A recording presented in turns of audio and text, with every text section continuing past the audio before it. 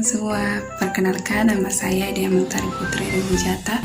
Saya merupakan mahasiswi semester 2 di program studi pendidikan guru pendidikan anak usia dini Fakultas Keguruan dan Ilmu Pendidikan di Universitas Nusa Cendana, Kota Kupang. Kali ini saya akan membawakan sebuah cerita dongeng yang berasal dari Pulau Sabu yang berjudul Moneh Beka. Penasaran ceritanya?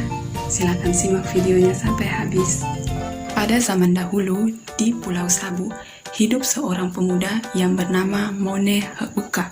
Moneh Beka sejak lahir dia sudah menderita cacat tubuh. Ia tidak dapat berdiri dengan tegak karena kakinya pincang, tangan kirinya bengkok, dan kedua matanya juling dan bicaranya agak gagap.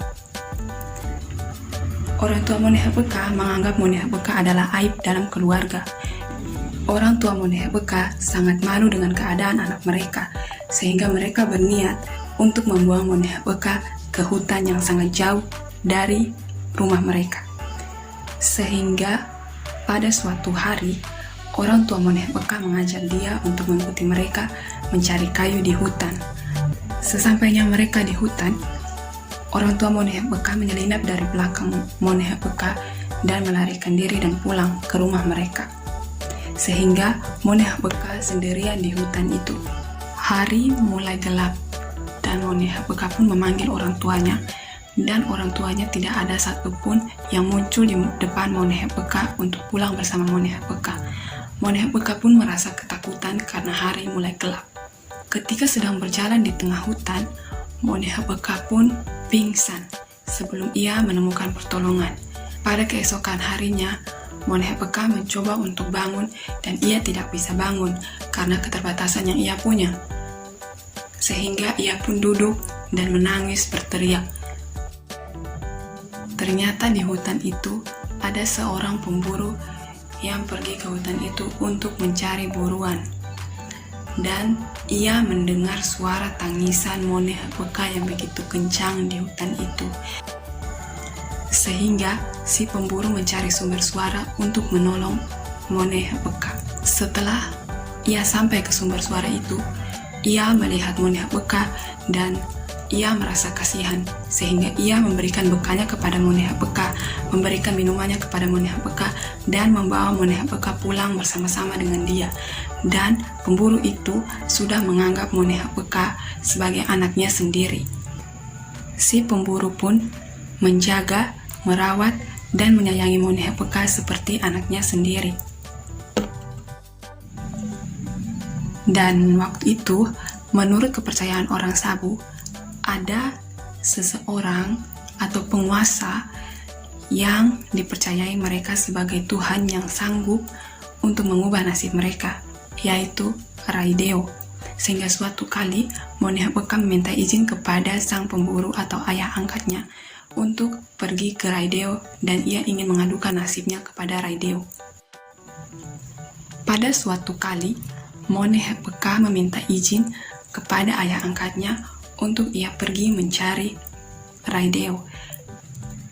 Pada saat ia pergi mengembara untuk mencari Raideo itu, ia menemukan banyak peristiwa-peristiwa yang menurutnya sangat mengesankan.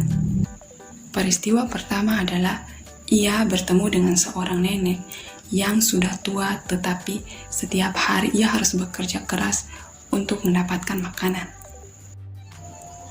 Ia juga bertemu dengan seorang kakek yang setiap harinya bekerja sebagai pengambil nira.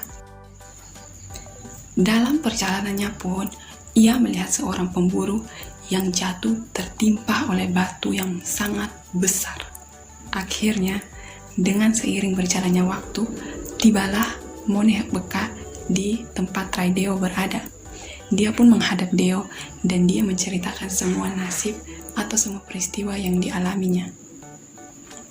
Dia memohon kepada Raideo untuk mengembalikan dan mengutuhkan semua anggota tubuhnya menjadi sempurna seperti orang lain. Raideo pun menuruti keinginan Moneh Beka dengan cara Moneh Beka dimasukkan ke dalam api unggun yang sangat besar, dan saat Moneh Beka diambil dari dalam api unggun itu, ia pun menjadi pria yang sangat ganteng dan ia menjadi sangat perkasa. Dan Moneh Beka pun menceritakan kepada Deo peristiwa-peristiwa yang ia temui selama perjalanan menuju Rai Deo. Ia memohon kepada Deo untuk Deo juga mengembalikan nasib mereka seperti halnya yang dilakukan Deo oleh Moneh Beka sendiri. Namun permintaan Moneh Beka itu ditolak oleh Deo, dan Deo menjawab bahwa pada saat mereka sempurna, mereka adalah orang yang jahat. Sehingga Deo tidak mau merubah mereka menjadi sempurna. Dan akhirnya Moneh Beka pun berpamitan kepada Deo untuk pulang kembali ke rumah pemburu yang mengangkatnya menjadi anak. Sebelum ia pulang, Deo memberikan sebuah tongkat, dan menurut Deo, tongkat itu dapat digunakan oleh Moneh Beka jika ia ingin mengerjakan segala sesuatu. Apapun yang dilakukan dengan tongkat itu, semuanya akan berhasil. Akhirnya, Moneh Beka mengikuti kata Deo, sehingga ia menjadi orang yang sangat kaya dan baik hati di negerinya. Dan ia pun sangat menyayangi orang-orang yang janda, balau, anak yatim piatu, dan orang-orang yang cacat di negerinya. Sekian cerita Moneh Beka dari Pulau Sabu. Terima kasih. Nah, jadi pesan moral yang terkandung dalam cerita Moneh Beka adalah memiliki hati yang penuh kasih jauh lebih berharga daripada memiliki harta dunia dan kekuasaan sebesar apapun. Sekian cerita rakyat dari Pulau Sabu, Nusa Tenggara Timur. Terima kasih.